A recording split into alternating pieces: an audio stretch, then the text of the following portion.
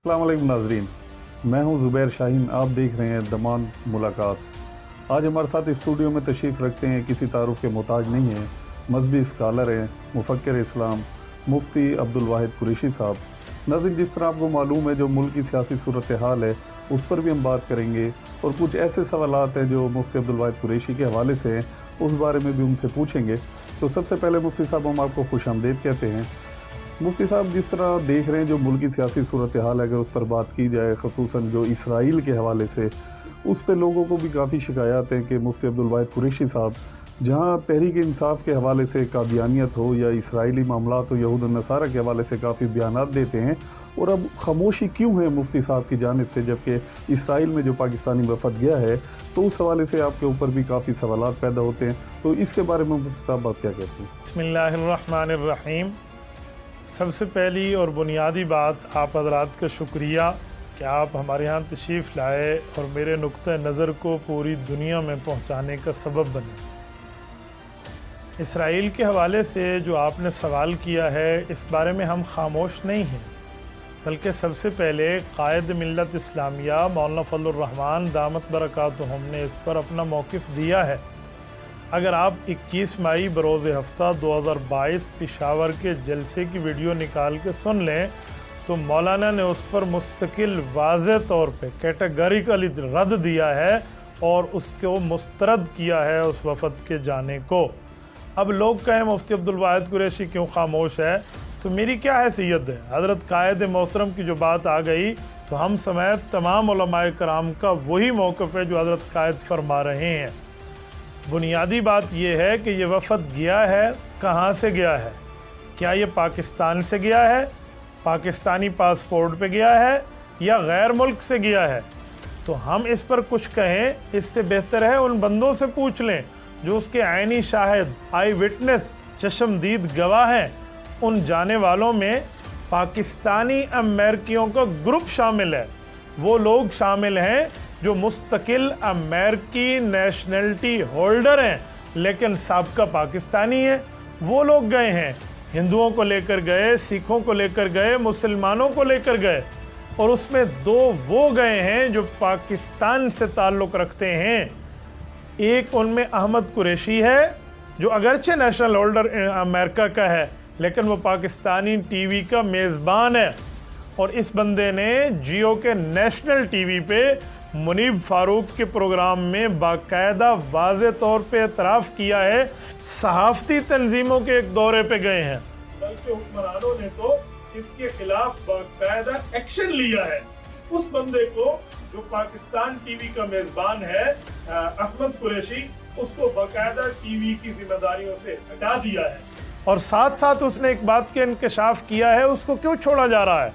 वो बात यह है कि हमारे साथ जाने वाला एक पाकिस्तानी यहूदी भी शामिल है, और ये पाकिस्तानी यहूदी जब से पाकिस्तान बना है पहली मर्तबा इसराइल गया है, और इसको इमरान खान की हुकूमत ने बाकायदा NOC जारी की है और इसके ऊपर उन्होंने इजाज़तनामा जारी किया है। तो उस यहूदी को साथ लेकर हम गए हैं। इल्ज़ाम उनको देते थे, कसूर अपना निकल आया। बात अपनी है तहरीक इंसाफ की, डालते मौलाना फजलुर रहमान की इत्तेहादी हुकूमत पे कि आप 4 वजारतें ले चुके हैं, आप इसराइल को तस्लीम करने की बात करते हैं।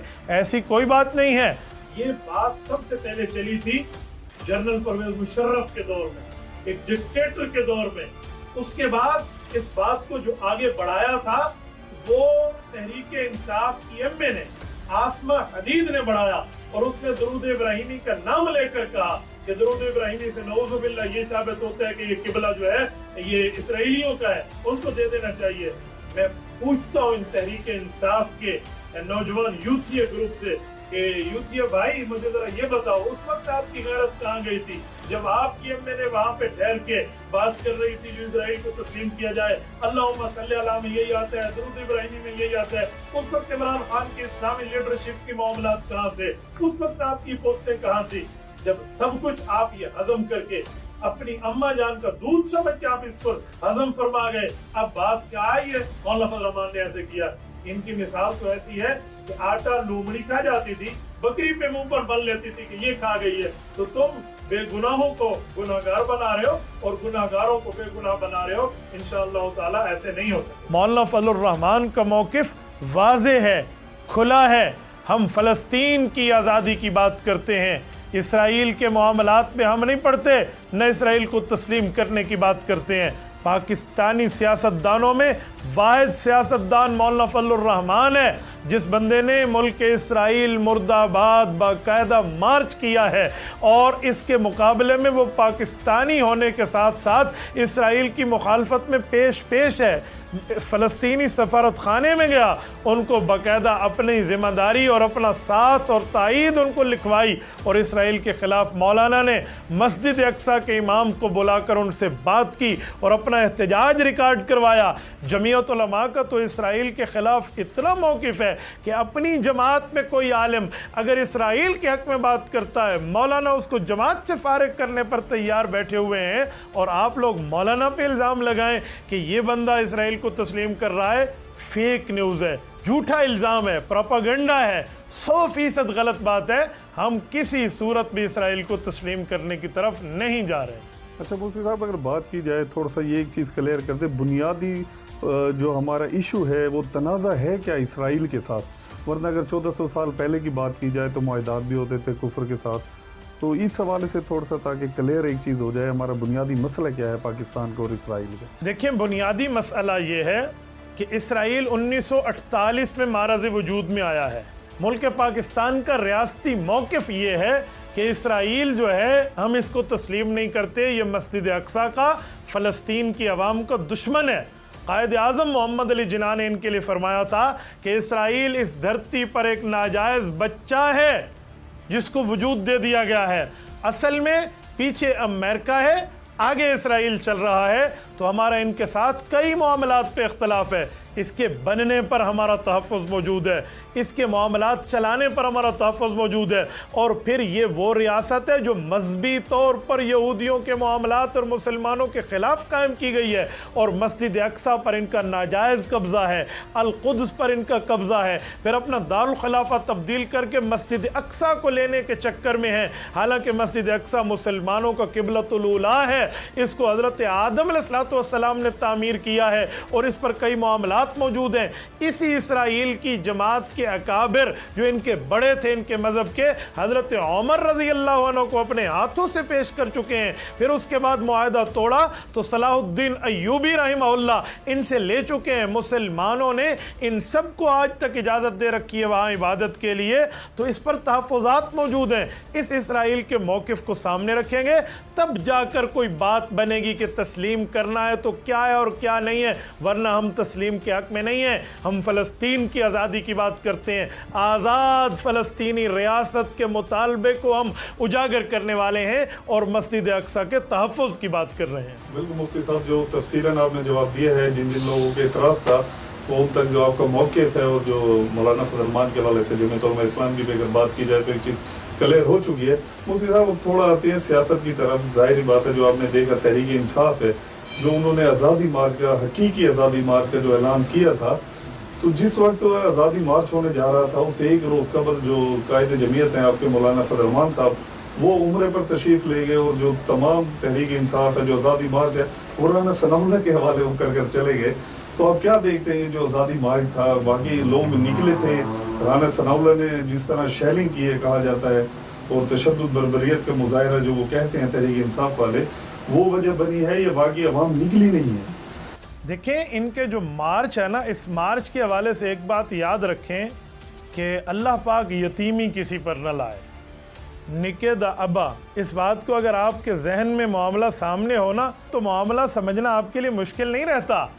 ابے کا سایہ سر سے اٹھ گیا، اس وقت سایہ تھا تو 126 دن دھرنا دیا، اب سایہ اٹھ گیا، 126 گھنٹے چھوڑے، 24 گھنٹے بھی دھرنا پورا نہ کر سکے، اور حکیم ثناء اللہ صاحب نے اس خونی اور بادی مارچ کا وہ علاج کیا کہ ڈنڈے والے حکیم کو دنیا یاد رکھے گی، اور اس بندے نے قانون اور آئین کی پاسداری کی ہے۔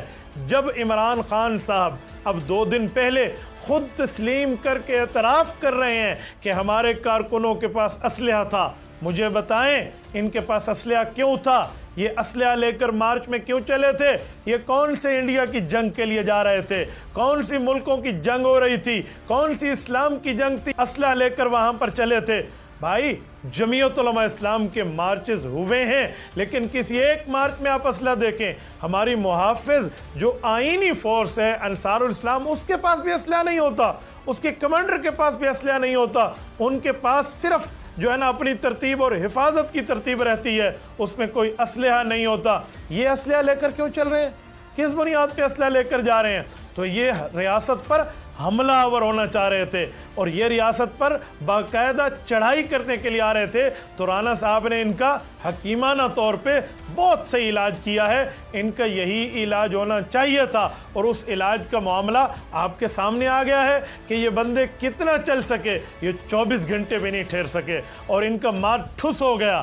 اور قائد ملت اسلامیہ کی بات رہی کہ وہ باہر کیوں چلے گئے، مولانا فضل الرحمان دامت برکاتہم کی ذمہ داری اس مارچ کو روکنا نہیں تھا، اس مارچ کو روکنے کی ذمہ داری موجودہ حکومت کی تھی۔ اتحادی حکومت نے یہ تمام کا تمام معاملہ وزیر داخلہ صاحب کے ہاتھ میں دے دیا تھا اور وہ اس کو مانیٹر کر رہے تھے، اور وزیر داخلہ صاحب کی رسپانسبلٹی یہی بنتی تھی جو انہوں نے آئین اور قانون کے مطابق کیا ہے۔ اور مولانا ماشاءاللہ بڑے عقل مند آدمی ہیں، ذہین بندے ہیں، تجربہ کار آدمی ہیں، وہ ان معاملات کو جانتے ہیں۔ مولانا سمجھتے تھے کہ یہ یتیمی کے دور کا مارچ ہے، کسی معاملات کی ان کو سرپرستی حاصل نہیں ہے، اسی لیے اس مارچ کی 2 پیسے کی حیثیت بھی نہیں ہے اور یہ مارچ بالکل ختم ہو جائے گا۔ اس لیے حضرت مولانا کو اللہ رب العزت نے وہاں اپنے گھر بلایا، رسول اللہ کے در بلایا، اور یہ بیچارے گھنگرو پہن کے جو ہے نا کیا کہتے ہیں روڈوں پر ذلیل ہوتے پھر رہے تھے۔ یہی تو انہیں ہم سمجھاتے ہیں کہ بھائی جمہوری آئینی طریقے کو سمجھیے، بیٹھیے اور آپ اپوزیشن کیجئے جو کرنے کی چیز ہے۔ نہ آپ سے حکومت چلتی تھی، نہ آپ سے اپوزیشن چلتی ہے، کبھی ادھر ہو رہا ہے، کبھی ادھر آ رہا ہے، کبھی تمہیں چھوٹے انقلاب کی ترتیب ہے، کبھی بڑے انقلاب کی ترتیب ہے۔ اپنے انقلابوں کو روکو، 1.5 سال حکومت پوری ہوگی انشاءاللہ تعالیٰ، پھر دودھ دودھ پانی پانی ہوگا کہ تمہارے ساتھ عوام کتنی ہے اور آپ کو معاملہ نظر آئے گا۔ پشتون آبادی بھی ہے، بلوچ آبادی بھی ہے، ان لوگوں نے ان کو ان کی حیثیت دکھا نہیں تھی کہ تم گدھے پہ سوار ہو یا گھوڑے پہ سوار ہو، ان کو سمجھ آ گیا ہے۔ اسی لیے پشتون عقل مند قوم بھی ہے، غیرت مند قوم بھی ہے۔ آپ کو ابھی عوامی ٹچ ملا ہے بلوچستان سے، آپ کی حیثیت وہاں کیا بنی ہے، اور آپ نے وہاں پر سینچری اپنی سیٹوں کی بھی کراس نہیں کی، اور جمعیت علماء اسلام ماشاءاللہ 6 سینچریاں کراس کر چکی ہے۔ تو انشاءاللہ تعالی معاملہ ٹھیک ہوگا، کچھ صبر سے کام لیجئے، سارے معاملات ٹھیک ہو جائیں گے۔ مفتی صاحب آپ کو پتہ ہو، اگر پی ڈی ایم اگر ایک سائڈ پہ تیاری کرتے ہے وفاقی حکومت جس طرح کہتے ہیں، لیکن جو ہمارے کے پی کے جو منسٹر ہیں، وزیر اعلیٰ ہیں، چیف منسٹر، انہوں نے باقاعدہ اعلان کیا ہے تقریب میں کہ اس بار جب خان کال دیں گے باقاعدہ میں اپنی صوبے کی فورس لے کر جاؤں گا۔ تو کیا آپ لوگوں کی پی ڈی ایم کی تیاری ہے اگر کے پی کے فورس کے ساتھ آتے ہیں اور سی ایم نے جو اعلان کیا ہے تو کہیں یہ نہ ہو کہ وہ آپ کی ہوا نہ نکال دیں؟ ظاہری بات ہے، اور اس کو لسانیت کا نام بھی دیا جا رہا ہے۔ اگر جو چیف ہیں جو تحریک انصاف کے، جو تحریک انصاف کے چیف ہیں شہباز گل، انہوں نے تو باقاعدہ لسانیت پھیلانے کی بھی کوشش کی ہے اور اس طریقے سے پختون نوجوانوں کو استعمال کرنے کی کوشش کی ہے کہ پختونوں کی روایات ہے وہ 100 سال کے بعد بھی بدلہ لیتے ہیں، اگر ایک تھپڑ مارا ہوگا وہ 10 تھپڑ لیں گے۔ تو یعنی ایک آگ بھڑکائی، ایک نئی پاکستان کے اندر انتشار پھیلایا جا رہا ہے جہاں صوبائیت کی پہلی جنگ ہو رہی ہے وہاں لسانیت کے حوالے سے۔ تو اس بارے میں آپ لوگ تیار ہیں؟ جہاں تک رہا وزیر اعلیٰ صاحب کے حوالے سے، تو ہمارے خیبر پختونخوا کے وزیر اعلیٰ صاحب نے حلف اٹھایا ہوا ہے آئین اور قانون کی پاسداری کا، تو انہیں اپنے حلف کا تو کم از کم پاس رکھنا چاہیے۔ ایک صوبے کی پولیس کیا ایک وزیر اعلیٰ کی ذاتی ملازم ہوتی ہے؟ ایک صوبے کی فورس کیا ایک جماعت کی جو ہے نا کاسا لیس اور ان کی تنخواہ دار ان کے گھر سے لیتی ہے اور ان کی باتیں مانیں گی؟ وہ آئین اور قانون کے ساتھ ٹھہرے گی۔ دیکھیں پہلے یہ ہمارے اداروں کو اس میں ڈالتے رہے کہ آپ آئیں، اب وہ نہ آئے تو اپنی فورس کو غیر قانونی اور غیر آئینی طور پہ استعمال کر رہے ہیں۔ قانون کے ماہرین اس پر رائے دیں کہ آرٹیکل 6 बगावत का मुकदमा इस वज़ीर आला पर आता है या नहीं आता, जो सूबे की पुलिस को लेकर मरकज़ पे चढ़ाई की बात करता है, सूबे की फोर्स को लेकर दारुल हुकूमत और इस्लामाबाद और मरकज़ी हुकूमत पर चढ़ाई की बात करता है। क्या पुलिस इसीलिए होती है कि इनको एक दूसरे पर चढ़ा दिया जाए, एक दूसरे के खिलाफ चढ़ाई कर दी जाए? तो ये बगावत के मामलात हैं। और रही बात ये कि हमारी तैयारी इंशाअल्लाह ताला तैयारी है। आप याद रखना, पहले इनको वैक्सीन मिली है, जिनको वैक्सीन रह गई है इस बार उनको वैक्सीन भी मिलेगी और बूस्टर डोज भी मिलेगी। और आप उसके बाद देखेंगे कि मामला है क्या। हजरत, इनके साथ कुछ भी नहीं है, 2-4 बंदे भी नहीं हैं। इनके जलसों की आबादी की फ़कत वजह दोशीज़ान उम्मत, दुख्तरान उम्मत को नऊज़ुबिल्लाह नचाना है। अगर ये वहाँ का उनको ऑफ एयर कर दें, 2000 बंदे भी इनके साथ आने के लिए वहाँ तैयार नहीं होंगे। अब पंजाब ने इनको मुस्तरद नहीं कर दिया, बाकी सूबों ने इनकी क्या हैसियत की है, तो इनके पास बंदे ही नहीं हैं। ऐसे ड्रामेबाजी हैं हजरत। ये 6 दिन की बात करके 6 को 12, 12 को हज़ारा करके ये भागने वाली कौम है। जनाब शहबाज गिल की आपने बात की, फिर उन्होंने पश्तून की बात और फलां और लिसानियत। पश्तून गैरतमंद कौम है, अक्लमंद कौम है, आपकी तरह नहीं है कि आपकी किसी बात को लेकर वो यूं चढ़ दौड़े दूसरे पर, फलां है फलां है। आप जितनी कोशिश करोगे आपकी ये सारी कोशिशें नाकाम होंगी। और पश्तून कौम कब इमरान खान के साथ है? ये तो सिलेक्टेड था, इसके डब्बे में तो डाले गए थे वोट, और ये सच्ची मुच्ची समझ बैठा मुझे पश्तूनों ने वोट दिया। भाई, जब दबाव हटा तो पश्तूनों ने इसे जो पश्तो टच दिया है, वो आप बलूचिस्तान से बलोच टच और पश्तो टच जो इसे मिला है, वहाँ हैसियत देख लें। वहाँ गिने चुने उंगलियों पे इनके बंदे पास हुए हैं, और जमीयत उलमा इस्लाम सैकड़ों पोजीशन के भी इनसे आगे चली जा रही है। तो कोई पश्तून ऐसा नहीं है जो इन जैसे झूठों के मामलात पे आ गया है। मैं हैरान हूँ, ये वज़ीर आज़म है, पश्तूनों पर वार हुआ, मस्जिद में जुमा की नमाज में बम ब्लास्ट हुआ, उस वक्त तो यह इनके पास नहीं आया कि उनके सर पे दस्ते शफकत रख ले। अब पश्तून याद आ गए हैं इन्हें, अब हमारे पठान ये करेंगे, अब पठान ये करेंगे।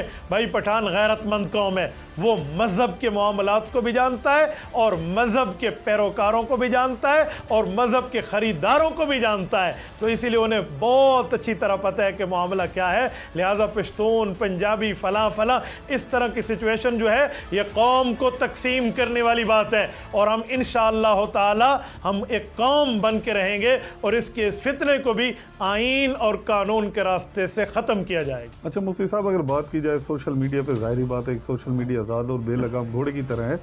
उस पर कुछ ऐसी जो चल रही हैं, जो पोस्टें भी चल रही हैं आपके हवाले से, और सख्त तनकीद का निशाना भी बनाया जा रहा है। बल्कि मजहबी हलकों में ये भी कहा जा रहा है कि मुफ्ती साहब ने एक नया पिंडोरा बॉक्स खोल दिया है। आपकी साइड से कोई इस किस्म का बयान दिया गया था कि जो आम आदमी होते हैं अगर कुरान शरीफ की तिलावत तर्जुमे के साथ कुरान शरीफ को वो नहीं करते, कि गुमराही की तरफ जा सकते हैं। तो सुनते तो यही है कि कुरान शरीफ को तर्जुमे के साथ ही पढ़ना चाहिए, और मुफ्ती अब्दुल वाहिद कुरैशी ने कहा है कि गुमराही की तरफ जाएगा अगर आम आदमी पढ़ता। तो इसके हवाले से कुछ वजाहत आप। बहुत अच्छा किया आपने ये सवाल कर लिया। मैं इस सवाल का जवाब भी देता हूँ, और इसका पस मंज़र, पेश मंज़र, तह मंज़र, बैक ग्राउंड और फ्रंट ग्राउंड, ये सब आपके सामने पूरी तरतीब से रखता हूँ। कुछ अर्सा कबल सवाल आपका, जवाब शरीयत का, लाइव सेशन में मुझसे एक सवाल हुआ। उस सवाल का जवाब मैंने दिया। उस सवाल के पूरे जवाब को छोड़ के एक टुकड़े को काटा एक मिर्ज़ाई ने, कोई गालिबन सरमद फयाज़ इस तरह अहमद के नाम से कोई कादियानी है सोशल मीडिया पे। मुझे अपनी टीम ने इस बारे में कुछ आगाह भी किया था कि इन्होंने उसको काटा और एक माह कबल वायरल किया। अल्लाह जानते हैं कौन सी बुनियादें थी। ज़ाहिरन जो हम इस पर तबसरा कर सकते हैं वो सिर्फ इतना है कि कोई अपने ख़ास मकासद के लिए पूरे बयान से जुमला काटा गया, और वहाँ कहा कि ये बंदा कुरान करीम के तर्जुमे से मना करता है। हालांकि ये बात आधी थी, पूरी बात ये थी कि कुरान करीम का तर्जुमा माहिर के ज़ेरे निगरानी पढ़े। इस पर एतराज़ात शुरू हो गए, लोगों ने बातें शुरू कर दी। अल्लाह जज़ाए खैर दे हमारे वाले हज़रात को, इन्होंने क्लिप दर क्लिप बनाना शुरू कर दिया और सिचुएशन नहीं समझी कि असल बात है क्या। हमारे वाले हज़रात तनकीद के मामलात को देखते हैं, इन्हें मालूमात नहीं है कि बात है क्या। मैंने ये कभी नहीं कहा जो जुमला आप फरमा रहे हैं। मैंने कहा कि बग़ैर कुरान करीम के माहिर के मत पढ़ें। मैंने ये नहीं कहा कि नऊज़ुबिल्लाह कुरान करीम को समझना, कुरान करीम को पढ़ना ये गलत है। मैं कह रहा हूँ जिसको पढ़ने का शौक़ है वो माहिर के साथ पढ़े।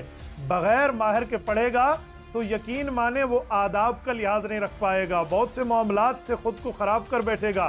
اور قرآن کریم جو کہتا ہے وہ یضل بہ کثیرا، کہ بعض لوگ قرآن کریم پڑھتے بھی ہیں تب بھی وہ گمراہی لے لیتے ہیں اس بنیاد پہ کہ وہ آداب کا لحاظ نہیں رکھتے۔ مثلا قرآن کریم کے آیات موجود ہیں جو عام طور پہ ہر بندہ نہیں سمجھ سکتا اور ہر بندہ اس کی تہ میں نہیں جا سکتا۔ مثلا سورۃ البقرہ آیت نمبر 234، سورۃ البقرہ آیت نمبر 240۔ 234 میں ہے وفات ہو جائے خاوند کی عدت 4 ماہ 10 دن ہے، آیت نمبر 240 میں ہے 1 سال ہے۔ اب عام بندہ جو صرف ترجمہ پڑھے گا، ماہر کو ساتھ نہیں بٹھائے گا، وہ کہے گا وہ حکم مانوں یا یہ مانوں۔ ماہر ساتھ بیٹھے گا، وہ حدیث پاک کے علوم سے بتائے گا کہ وہ آیت منسوخ ہے، یہ آیت ناسخ ہے، اس پر حکم جاری ہے، اس پر حکم منع ہے۔ تو اسی طرح عام بندہ جب قرآن کریم کا ترجمہ پڑھنا چاہتا ہے، اسے چاہیے کہ کسی عالم کی زیر نگرانی پڑھے، کسی عالم کے ساتھ بیٹھ کے پڑھے، کسی عالم سے رہنمائی لے۔ اور یہ بات صرف میری نہیں ہے، اس بات کو ثبوت کے لیے میں آپ کے سامنے ایک حوالہ بھی پیش کرنا چاہتا ہوں۔ یہ دیکھیں، یہ تفسیر ہے بیان القرآن، تفسیر بیان القرآن حکیم الامت مولانا اشرف علی تھانوی رحمۃ اللہ تعالی علیہ کی لکھی ہوئی ہے، جنہیں حکیم الامت کا لقب حاصل ہے۔ اب وہ کیا ارشاد فرماتے ہیں، یہ اس کی جلد اول ہے، اور یہ میں آپ کے سامنے حضرت تھانوی رحمۃ اللہ تعالی علیہ کے الفاظ پڑھنا چاہوں گا۔ یہ اس کے خطبے کا صفحہ نمبر 41 ہے، اور یہ خطبے کا صفحہ نمبر 41 حضرت تھانوی رحمۃ اللہ تعالی علیہ کی بات کو بتا رہا ہے کہ جن نے خود ترجمہ لکھا ہے وہ کیا فرمانا چاہتے ہیں۔ سنیں، حضرت تھانوی فرماتے ہیں واجب یہ ہے کہ ایسے حضرات جو صرف اپنے مطالعے اور فہم پر بیٹھے ہیں، وہ صرف اپنے فہم اور اپنے پڑھنے پر اعتماد نہ فرمائیں، بلکہ علماء منتہی طلباء سے سبکن پڑھیں اور سمجھیں۔ اب بتائیں، جس نے اردو ترجمہ کیا ہے وہ بتا رہا ہے کہ یہ ترجمہ آپ کسی عالم سے سبکن سمجھیں، سبکن پڑھیں، اور یا منتہی طلبہ کا معنی ہے جو عالم بن رہے ہیں اور ان کا آخری سال چل رہا ہو، ان سے اس طرح سمجھیں۔ اور آگے جا کر آپ حیران ہوں گے، حضرت تھانوی رحمۃ اللہ علیہ یہ صفحہ نمبر 43 پر عنوان ہے درباز امور مرعیہ ملتزمہ در تحریر تفسیر ھذا، اس کے تحت فرماتے ہیں 15ویں نمبر کا پوائنٹ، البتہ کم استعداد لوگوں کو اہل علم سے اس کے حل کرنے کی حاجت اور ضرورت پیش آئے گی۔ یہی تو میں کہتا ہوں کہ اہل علم سے ضرورت کی بنیاد پہ رابطہ ہوگا تو آپ اہل علم سے پوچھ کے تفسیر پڑھیں۔ اور پھر اس کے ساتھ فرمایا مناسب یہ ہے کہ اس تفسیر کو اول تا آخر کسی عالم سے سبق کے طور پہ پڑھ لیا جائے، سبق کے طور پہ، آپ اندازہ لگائیں، سبق کے طور پہ پڑھ لیا جائے۔ یہ حکیم الامت حضرت تھانوی رحمۃ اللہ فرما رہے ہیں۔ اگر اس سے تھوڑا آگے جائیں تو میں ایک عام پوائنٹ آپ کے سامنے ذکر کر رہا ہوں۔ حضرت تھانوی فرماتے ہیں میں عام بندوں سے گزارش کر رہا ہوں کہ اس کے مطالعہ میں اگر کوئی محقق میسر ہو، یعنی ماہر شریعت، تو اس سے سمجھیں، اور وہ میسر نہ ہو اور کسی مقام پہ کوئی مسئلہ ہو تو اس مقام کو چھوڑ دیں جب تک عالم سے نہ سمجھے۔ آپ بتائیں، حکیم الامت حضرت تھانوی رحمۃ اللہ علیہ ہر بندے کو بغیر ماہر کے پڑھنے کی اجازت دے رہے ہیں، اور یہ ہمیں کہتے ہیں کہ آپ لوگ یہ کرتے ہیں۔ یہ بھائی میں ترجمہ پڑھنے سے نہیں، بغیر کسی ماہر کے نگرانی کے ترجمہ پڑھنے سے منع کرتا ہوں۔ شوق ہے تو آپ ترجمہ پڑھیں۔ دنیا کی ہر جگہ میں یہ اصول ہے کہ فن کو فن کے ماہر سے سمجھا جاتا ہے، تو ترجمہ اور تفسیر بھی ایک فن ہے، اس فن کو فن کے ماہر سے سمجھیں۔ اور سنیں، میں ایک جملہ مزید کہتا ہوں، اگر کسی کو عربی آتی ہے اور وہ کہے میں ترجمہ خود سمجھ لوں گا، آؤ شیخ الاسلام مولانا مفتی محمد تقی عثمانی اس کے لیے کیا کہتے ہیں کہ جس بندے کو عربی آتی ہے، عام اردو دان تو چھوڑیں جو اردو ترجمہ پڑھے، ذرا عربی والی کی سنیں کہ جس کو عربی آتی ہے۔ مولانا شیخ الاسلام مفتی محمد تقی عثمانی اپنے آسان ترجمہ قرآن میں کیا کہتے ہیں؟ نام ہے آسان ترجمہ قرآن، توضیح القرآن، حکیم الامت رحمہ حضرت شیخ الاسلام دامت برکاتہم۔ اب سنیں، افسوس، یہ صفحہ نمبر 34 ہے، کیا جملہ کہہ رہے ہیں؟ کہتے ہیں افسوس کچھ عرصے سے مسلمانوں میں یہ خطرناک وبا چل پڑی ہے کہ بہت سے لوگوں نے صرف عربی پڑھ لینے کو تفسیر قرآن کے لیے کافی سمجھ رکھا ہے۔ جو شخص بھی معمولی عربی پڑھ لیتا ہے وہ قرآن کریم کی تفسیر میں رائے زنی شروع کر دیتا ہے۔ بعض اوقات ایسا بھی دیکھا گیا ہے کہ عربی زبان کی نہایت شد و بد رکھنے والے لوگ بھی من مانی تفسیر شروع کر دیتے ہیں اور فلاں، اور بعض ستم ظریف تو صرف ترجمے کا مطالعہ کر کے اپنے آپ کو فلاں سے فلاں، یہ پوری بیماریاں بتا رہے ہیں کہ یہ جو گمراہی، میں نے کہا نا کہ آداب کا لحاظ نہیں رکھے گا اور گمراہ ہوگا تو اس کا یہ حشر ہو جائے گا۔ اور مولانا فرماتے ہیں قرآن کریم کا یہ معاملہ انتہائی نازک اور مشکل کام ہے، اس کے لیے صرف عربی زبان جان لینا بھی کافی نہیں ہے، بلکہ متعلقہ تمام علوم میں مہارت ضروری ہے۔ بھائی نام ہے آسان ترجمہ قرآن، اور مولانا تقی عثمانی دامت برکاتہم جو شیخ الاسلام ہے اس وقت، وہ ارشاد فرما رہے ہیں کہ بغیر ماہر کے آپ اس میں رائے زنی شروع نہ کریں۔ اور اس پوائنٹ پر آخری جملہ، میں نے ایسے ایسے کارگزاریوں کے طور پہ معاملات دیکھے ہیں۔ ہمارے ایک علاقے میں ایک آدمی تھے، اچھے بھلے پڑھے لکھے تھے، دنیا کے لحاظ سے دینی معاملات میں علماء سے رہنمائی نہیں لیتے، خود ترجمہ تفسیریں پڑھی، ایک رکعت میں 3 سجدے کرتے تھے۔ رب جانتے میرے سامنے قرآن کریم کے 2 نسخے موجود ہیں، میں جھوٹ بولوں اللہ میرے ساتھ مدد کھینچ لے، ایک رکعت میں 3 سجدے۔ جب ہم نے بات کی کہا چھوڑو میں نے بڑے بڑے ترجمے پڑھے ہیں، مجھے تم سے زیادہ پتہ ہے۔ اسی لیے ہم منع کرتے ہیں بھائی، آداب کا لحاظ رکھے بغیر اور ماہر سے پوچھے بغیر، حدیث اور صحابہ اور اہل بیت کے علوم رکھنے والے کے بغیر خود پڑھو گے تو گمراہی میں مبتلا ہو جاؤ گے۔ اگر قرآن کا شوق ہے تو ماہر کے ذریعے پڑھ لیں، اللہ تعالیٰ آپ کو قرآنی علوم عطا فرمائے گا، اس پر مجھے کوئی اشکال نہیں ہے۔ اچھا مفتی صاحب، جس طرح آپ نے بتایا اور ابھی آپ نے بات بھی کی ہے مفتی تقی عثمانی صاحب کے حوالے سے، تو آپ کے اوپر تو یہ الزام بھی لگایا جاتا ہے، مقامی جو ہمارے قاری ہیں ڈیرہ اسماعیل خان سے ان کا تعلق ہے، وہ کہتے ہیں مفتی تقی عثمانی سمیت جو دیگر علماء کرام آپ ان کے خلاف باتیں کرتے ہیں، اور ادھر آپ ان کے حوالے بھی دے رہے ہیں مفتی تقی عثمانی صاحب کے، تو اس کی تھوڑی سی وضاحت کریں گے آپ؟ اللہ تعالیٰ قاری صاحب کو جزائے خیر عطا فرمائے، انہوں نے شاید بات سمجھی نہیں ہے۔ شیخ الاسلام مولانا مفتی محمد تقی عثمانی دامت برکاتہم کا پسینہ ہمارے خون سے افضل ہے، یہ کون ان کی مخالفت کرتا ہے؟ حاشا اللہ، رب جانتے میرے فرشتوں کو بھی علم نہیں ہے کہ میں نے کبھی شیخ الاسلام مولانا مفتی محمد تقی عثمانی دامت برکاتہم کے خلاف کوئی جملہ کہا ہو۔ میں نے آج تک نہ کوئی جملہ کہا ہے، نہ کہوں گا انشاءاللہ تعالی، نہ کہنے کی میں جسارت کر سکتا ہوں۔ اسی لیے حضرت قاری صاحب کی جو باتیں ہیں ان تک غلط پہنچی ہیں، انہیں چاہیے تھا کہ وہ بندے سے پوچھ لیتے، معاملات کی تحقیق کرتے، اور تحقیق میں معاملہ سامنے آ جاتا تو انشاءاللہ تعالی دودھ اور پانی ہو جاتا۔ شیخ الاسلام کے خلاف ہم نے آج تک یہ جملہ نہیں کہا، یہ 100% میرے اوپر ایک الزام ہے اور جھوٹ ہے اور بہتان ہے۔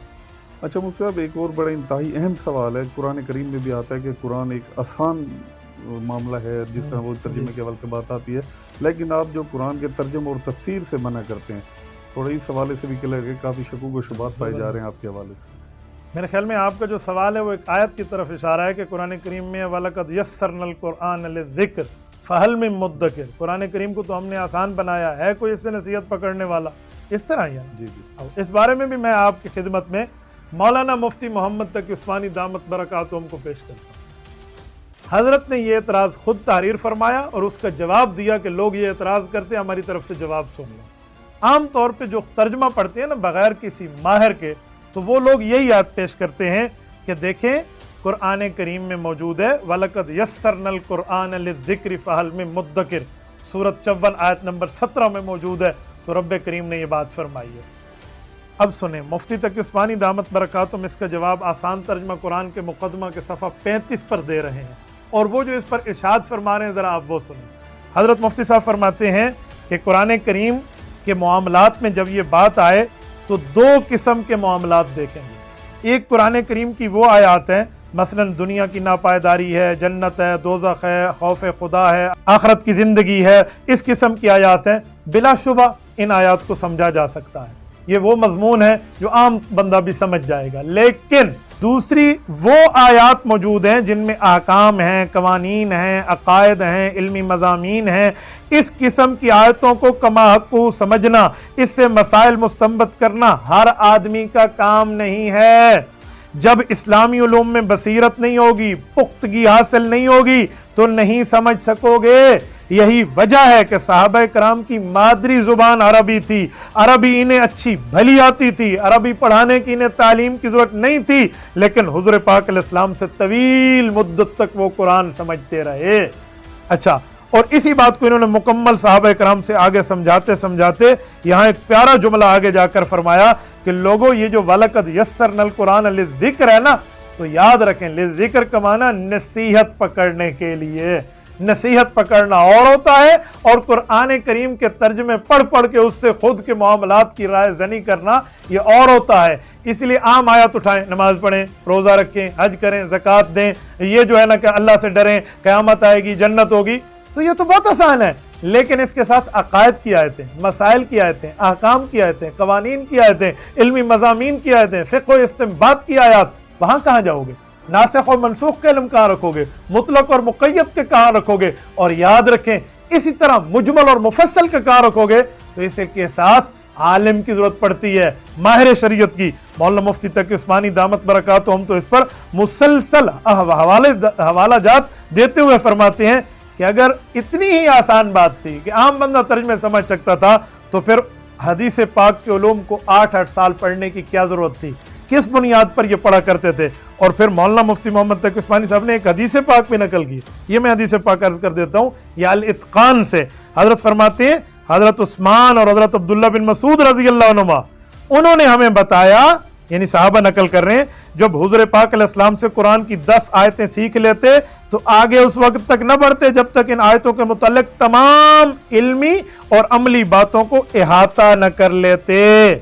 اور حضرت عبداللہ بن عمر رضی اللہ عنہما فرماتے ہیں سورۃ بقرہ یاد کرنے میں پورے 8 سال مجھے لگے حضور پاک علیہ السلام سے، صرف یاد کرنے میں نہیں، مضامین، ترجمہ، تفسیر، مسائل، فضائل، دلائل، سب کچھ پڑھنے میں۔ ایک سورۃ بقرہ ہے 286 آیات کی، 2.5 پاروں میں موجود ہے، تو مجھے بتائیں 2.5 پاروں میں بھی نہیں بلکہ 2.25 پارہ اس کا لے لیں تو ان پاروں میں موجود ہے، تو اس پر 8 سال کیوں لگے؟ اور یہ رسول اللہ صلی اللہ علیہ وسلم سے پڑھ رہے ہیں، تو مسائل ایسے سمجھے جاتے ہیں۔ آپ صرف ترجمے سے خود بیٹھ کی اجازت دے دیں اور اس میں ماہر کو بھی ساتھ نہ بٹھائیں اور اس میں عالم کی ضرورت بھی نہیں ہے، احادیث کی علوم کی ضرورت بھی نہیں ہے، صحابہ اور اہل بیت کے فتاوی کی ضرورت بھی نہیں ہے، تو مجھے بتائیں پھر قرآن یضل بہ کثیرا جو کہتا ہے کہ بعض لوگ غلط کام کرنے کی بدولت قرآن سے گمراہی لے کر بیٹھتے ہیں، تو یہ آیت اور کس کے اوپر فٹ ہو سکے گی؟ اچھا مفتی صاحب، ایک اور ایک انتہائی اہم سوال ہے جو گزشتہ چند ہفتے قبل جو وفاقی شرعی عدالت ہے ان کی جانب سے ایک فیصلہ آیا تھا سود کے خلاف کہ پاکستان میں ایسے قوانین بنائے جائیں سود کے خلاف، تو اب ظاہری بات ہے جمعیت علماء اسلام وفاق کا حصہ بھی ہے، تو کیا اس کے بارے میں آپ کے بھی کچھ ایفرٹس ہوں گے؟ گورنمنٹ کچھ کر رہی ہے؟ ظاہری بات ہے علماء کرام ہے اور سود ایک بہت بڑی لعنت ہے، تو اس حوالے سے بھی آپ کی کوئی جدوجہد وغیرہ ہے یا نہیں؟ سب سے پہلی بات کہ وفاقی شرعی عدالت کے اس فیصلے کو سلام ہے، اللہ ان کو جزا خیر عطا فرمائے۔ انہوں نے اسلام، دین، شریعت، ایمان، قرآن و سنت کے مطابق سود کی لعنت کو لعنت قرار دے کر ایک فیصلہ لکھ دیا ہے، تو یہ فیصلہ آنا بڑا خوش آئند ہے۔ انشاءاللہ تعالی اس پر جمعیت علماء اسلام آواز اٹھا بھی رہی ہے اور آئندہ بھی اٹھائے گی۔ میں آج اس کے ذریعے بھی، ویسے باقی جگہ بھی جمعیت علماء اسلام کے نمائندوں سے بات ہوتی رہتی ہے جو ہمارے قومی اسمبلی میں موجود ہیں یا صوبائی اسمبلی میں موجود ہیں، ان حضرات نے پورا اس پر تیاری کی ہوئی ہے، بلکہ اس کا ایک اثر بھی آپ کو بتاؤں۔ کچھ دنوں قبل ہمارے مشیر داخلہ صاحب کا ایک بیان بھی آیا، شاید آپ کی نظر سے گزرا ہو، کہ ہم سود کے حرمت کے متعلق فیصلہ آ جانے کے بعد اس کے متبادل کی طرف جا رہے ہیں جو اسلامی بینکاری ہے، مشیر خزانہ کی جانب، ہم مشیر خزانہ کی طرف سے، تو یہ خوش آئند بات ہے، تو اس طرف آگے بڑھنا چاہیے اور اس میں بڑھ چڑھ کے حصہ لینا چاہیے اور سود کی لعنت سے ہم خود بھی بچیں اور آگے امت کو بھی بچانا چاہیے۔ بہت شکریہ جی۔ ناظرین، آپ نے دیکھا جو مفتی عبدالواحد قریشی کے حوالے سے جو آوازیں اٹھ رہی تھی سوشل میڈیا کے اوپر، جو تصویریں وائرل کی جا رہی تھی، آڈیو ان کی وائرل کی جا رہی تھی، ویڈیو کی شکل میں، پوسٹروں کی شکل میں، اور مقامی علماء کرام کی جانب سے چند علماء کرام مخصوص جو ہیں ظاہری بات ہے تنقید کا نشانہ بناتے ہیں، اگر کسی کا اسپیس سیاسی طور پر بھی ختم ہوتا ہے تو وہ اسی طرح نشانہ بناتے ہیں۔ اس سے ایک چیز تو کلیئر ہو چکی ہے، ایک جو معاملہ ہے وہ انتہائی جو اہم بات ہے وہ یہ ہے کہ جہاں سیاسی معاملات ہوتے ہیں، جو ویڈیو ہوتے ہیں، ان کو جو شارٹ کلپ اپنے مقصد کے لیے استعمال کیا جاتا ہے، صرف جاتے جاتے ہم آپ سے یہ ضرور کہیں گے جو اسلامی تعلیمات ہوتی ہے، اسلام کے حوالے سے ہوتی ہیں، خدا رہا ایسے کوئی بھی علماء کرام کے مفتیان کے کوئی بھی کلپس ہوں اس کو شارٹ اپنے مقصد کے لیے استعمال نہ کیا جائے، جس سے اسلامی تشخص نہ صرف خراب ہوتا ہے، برباد ہوتا ہے، بلکہ مسلمانوں کے اندر بھی پھوٹ ڈالی جاتی ہے۔ تو ناظرین، اس کے اپنے فیڈ بیک سے ہمیں ضرور آگاہ کیجیے گا۔ اس کے ساتھ اجازت دیجیے، اللہ حافظ۔